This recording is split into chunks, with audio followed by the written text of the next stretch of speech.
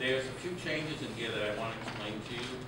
I had spoken to you at our meeting last week about some new positions, which are basically eliminating some positions from our present organizational chart as to something different this year. So the big change, I think, is we're looking for 3 assistant principals / instructional leaders. We had 2 in the last organizational chart. We had 1 assistant principal that oversaw the 9th grade programs, and we had an assistant principal overseeing discipline.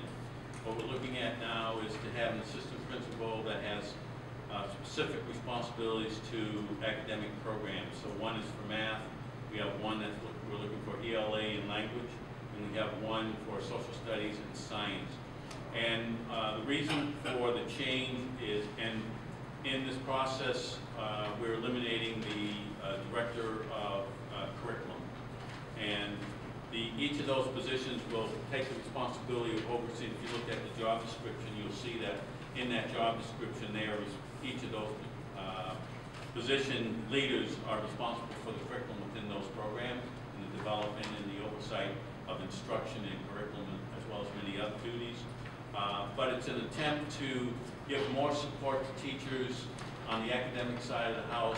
We find, and also give more content, experience, and knowledge to the administrative leader or the educational leader who's overseeing those programs, so that they can give better feedback, better understanding of the programs and the curriculum and instruction going into those programs, and can hold teachers more accountable to meet the kind of standards and expectations we're looking for in those programs. And we'll also be able to give each of those educational leaders, instructional leaders, the responsibility of doing evaluations. They'll be the evaluators for those programs, and they'll be closer, in a sense, more in the trenches of day-to-day in those classrooms, in and out of those classrooms, being able to work more closely with the teachers. And I think if we're going to meet the challenges of a level 3 school and really get to the place that we need to get in terms of student performance, I really believe, and the principals really believes that this would make a huge difference in helping us get there. So that's really the rationale for that change. So in essence, it's continuing 2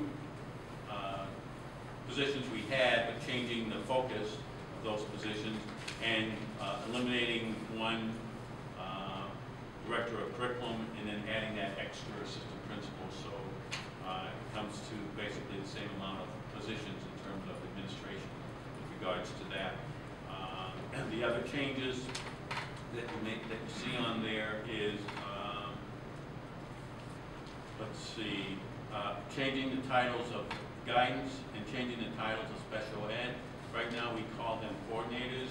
The reason they requested them, and I've had a request to change them to directors as opposed to coordinators. I'm a believer that it gives in both those cases, it's not about the salary, it's about the responsibility in terms. So I've spoken to the union leadership as well as to the individuals that director, what that entails is that you are overseeing, directing a specific program, and each program holds its own merit with regard to responsibilities and duties, and that's what drives the salary, not the title. And so as we look at each one of these positions, when we negotiate, there's already been a salary attached to those positions which won't be impacted by the change in the title. And I would hold fast to that when we negotiate. They've already agreed that that's the philosophy that they would live by as far as union leadership is concerned when I had that conversation with them. So that's the reason for changing those titles. And let's see, what other changes do we have in there? Right now we have an assessment supervisor, which would really be Taco's position, which we didn't fill this year. We are looking for a very specific person that has experience in statistics. We're looking for someone who has a lot of experience in analyzing data, that can work with educational data, that can work with our staff and help us. We identified that as one of our big challenges in the school, is to be able to identify and work better and understand what kind of data we should be working with and how do we work with that data. So we're looking for someone with high level expertise in that area to fill that position. And the data specialist would be the position that Kim has now her duties. So that's a change in the name of the title. That's change there as well. And the other, where you see principal, I have principal, assistant superintendent, director. Last year, the committee voted to approve assistant superintendent, director. At this time, I'd like to go forward on that appointment. That again does not entail any increase in salary, but just a change in title. The reason for that is a couple of reasons, and I stated the same thing when you voted yes the last time, is that I believe that gives the principal more authority when I'm not in the building, an expectation of who's second in command, and also when she leaves the building and works on different committee, it allows her to command a certain amount of respect and authority outside the school when she represents the school. She's on a couple of state committees, and I think that has a huge impact on that. So that's one of the rationales for that. And I believe that's changes. Oh, one other. Custodial supervisor. We have a night school supervisor that oversees the custodians, which I would like to change this title. Custodial supervisor who would work still under our maintenance director, who is Rob. This person would be responsible for, we're trying to implement a new accountability, what I'm calling unannounced observations, where the person who oversees the custodian would drop in, has a spreadsheet that lists what are the expectations for any particular room's cleanliness, whether it be a classroom, whether it be a classroom, whether it be cafeteria, that we have certain standards for every one of them with regards to what we expect in terms of cleanliness, maintenance, and that would give, in this case, whoever gets that position the opportunity to hold people more accountable, because they have the authority to do that based on. I feel like we need that if we're going to continue to maintain the building at a level we need to maintain. Standard? Yeah. First, I was going to ask you about salary, number one. Okay, on after we open a new position. Is the new position going to be administrative? New position. I'm working with the custodial union to try to keep it in that union. I want to try to keep it in the custodial unit. Yeah, but I'm saying, is he going to be a supervisor, which is an administrator? He'll be a supervisor. He's not going to be in that union. He's going to be a supervisor. He is not going to write, not going to do evaluations. All he's going to do is document performance. I want him to be able to document performance, but he won't write evaluations. And the reason I want to keep it, I'm not looking at it to be an administrative position. I'm looking at it to be kind of a middle manager's position that has the authority to document performance, but won't write evaluations. Performance documents, which will be the spreadsheets that we use, will then go to Rob, who does the evaluation. So it's really only a kind of a middle manager who has some authority to document the quality of what's going on. But it's still going to be in It'll be it. The goal is to keep it in the still be in the union, Yeah. but he will be getting a break. That position will include, which will be open to anyone in the union, will have a pay increase. We haven't negotiated the amount yet. But in any report directly to Rob. And they report directly to Rob. Okay. Yeah, but So that, right now, you don't have a supervisor, salary. no, we don't have a salary. That will negotiate with the union on that, which will come to the committee for a vote before we accept it. The committee will have input on that. Vargas? With the new, the assistant principal positions, Yes. my first question is, the existing director of the curriculum, that person's role, that person as an individual, where do they fit in these boxes? He would have the opportunity to, I would be looking for him to probably apply for one of those positions. His expertise and background would allow him, and his licensure would allow him to fit one of those positions if he so intended on applying for that. And the other two assistant principal positions would go to existing, or potentially existing staff or teachers that would want to apply for the position, right? Yes. It would be open to anyone, actually, not just existing. Anybody. It would be an open posting where anyone could apply.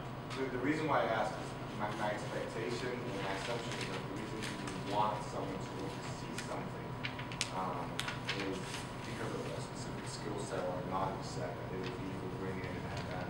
Yes.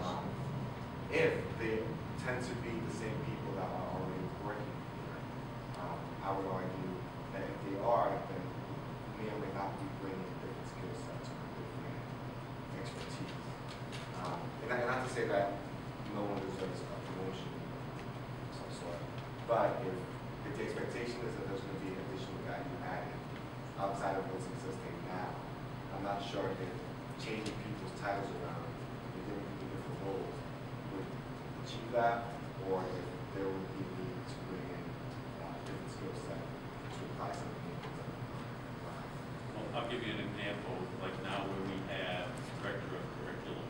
The director of curriculum who oversees all curriculum and instruction for all the academic programs is at a level, he has too many programs to oversee, number one. My belief is, and I think the principal believes the same thing, that it's overwhelming and there's too many programs to oversee.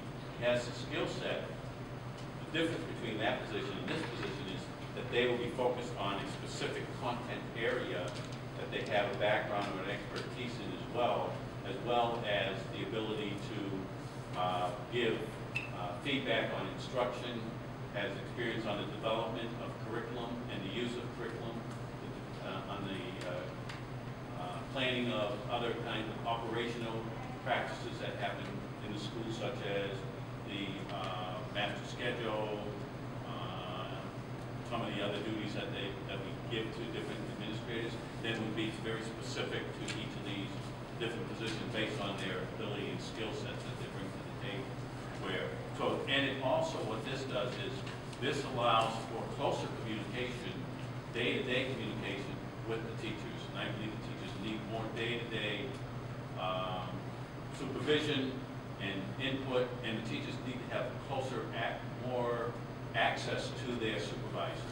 Right now, where we have director of curriculum and you have 70 people, they don't have good access to the director of curriculum. There's too many people, and he's involved in too many other responsibilities and activities to give them the kind of support they need in order to help those programs.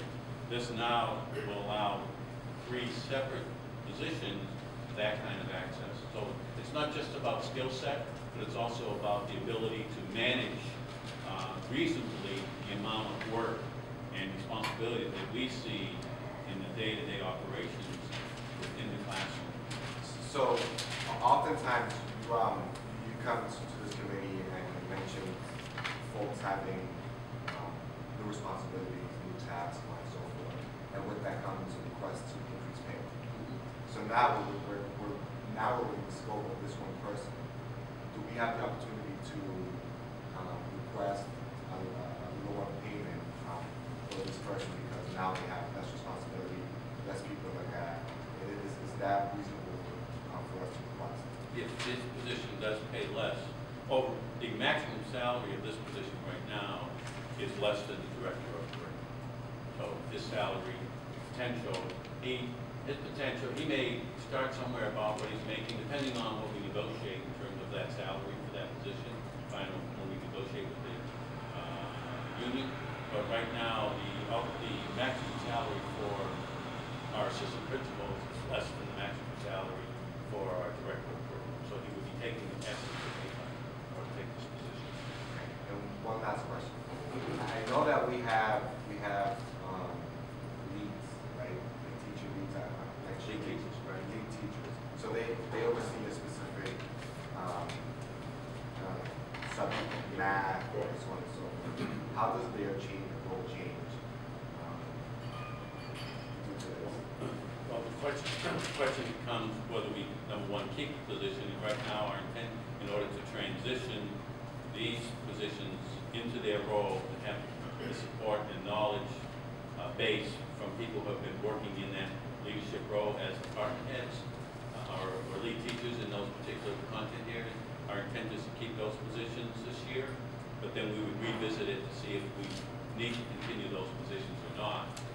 We had that conversation, and I think, you know, talking with the administrators and the teachers and the principal, I think we all believe that starting these new positions, these new roles, that the lead teachers would be a position we want to maintain for another year at least, to transition the position and get a good handle on where we're at and what we're trying to do, like what we've been trying to do the last 3 to 4 years, but we would revisit that as to whether we really need that position or not in the future as time goes on. You know, initially, you know, there was concern that maybe we should continue with the lead teacher for those positions, and but I think because of their experience and hard work, I'm going to give you an example of just Matt, who is Sheila Ballinger is our lead teacher, who's done this amazing work the last 4 years, works many hours overtime, has been working very diligently with the staff to make a transition from the state framework to the Common Core, and I think her knowledge and expertise and the work she's done will be invaluable to whoever got that position, make that transition. So I think it's important to keep that going right now. Yeah, no, that's fine. The only reason I mentioned that is organizations oftentimes become top heavy. So half of the people that work have a title, supervisor, manager, director, VP, and then, or like for my example, my job, almost everyone has a title. A quarter of the people don't have titles because everyone's a manager, director, and all those positions were more in a pay increase or a prestige increase or so on and so forth. So I think it's dangerous to have so many supervisors, directors, leads, and so on and so forth, because it just allows for people to get paid more, but not always adding more value. So if you just have all these layers of leadership, I'm not sure if that's what's helping when we're talking about organization. Carol? To use the example of Sheila, let's say that she applied for that position and was granted the position.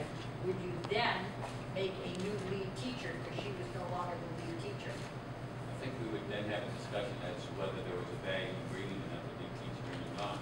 And probably the discussion could be, we don't need that lead teacher. We have someone already that has the expertise and knowledge. So bringing in another person might just make it more complicated and difficult to move her agenda and, you know, what our goals and our vision is for those particular programs. So I would say that would be a hard, you know, we'd be hard pressed maybe. We'd have to look at it, but I'm not saying we would at this point. Okay. But I had a conversation with the rest of the staff. And Okay. just, I think it is. Rhonda next. Okay. Rhonda? I think I know what you're trying to do in terms of trying to minimize any disconnect between curriculum and its application. I have to go back in time when we were audited relative to this particular issue. A lot of attention was given to curriculum and some of the deficiencies in that area. Now, would the state look at our change if curriculum disappears? If they look at our layout, and they no longer see curriculum director there, but they see 3 other positions that don't mention curriculum, how would they look at the responsibility, and would they feel that we're not putting enough emphasis on curriculum? What are you saying? From my perspective, the educational leader above those 3 would be the principal, who has strong understanding of curriculum. But my real firm belief is that these 3 positions